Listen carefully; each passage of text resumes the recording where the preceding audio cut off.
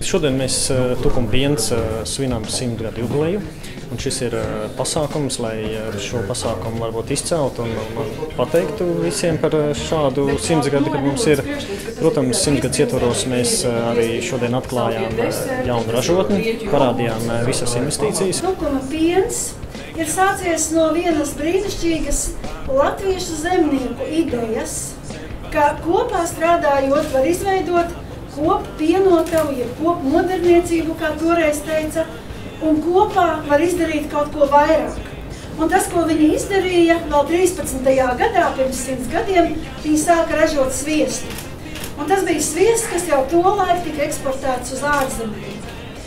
Pagāja gadi 10, pēc Pirmā pasaules kara, pēc tādām pārmaiņām, Tukuma pienotava bija atjaunota.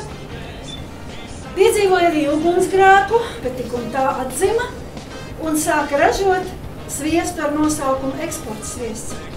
Un faktiski tā arī ir tā kvalitātes zīme, tā firmas zīme Tukumam, neskatoties uz to, ka mums ir brīnišķīgi piena produkti, ka mums ir biespieni, jauni jogurti un daudz citas lietas.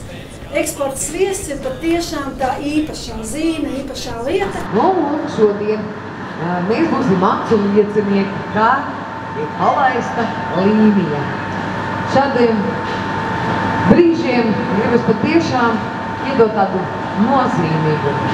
Nu, nevis tikai tāpēc, ka uzņēmumam būs vairāk produkcijas un attiecīgi atkal peļņa, un savukārt atkal piensaimniekiem būs arī, attiecīgi arī labums, bet tad uz mūsu galdiem būs dažādāk šie produkti.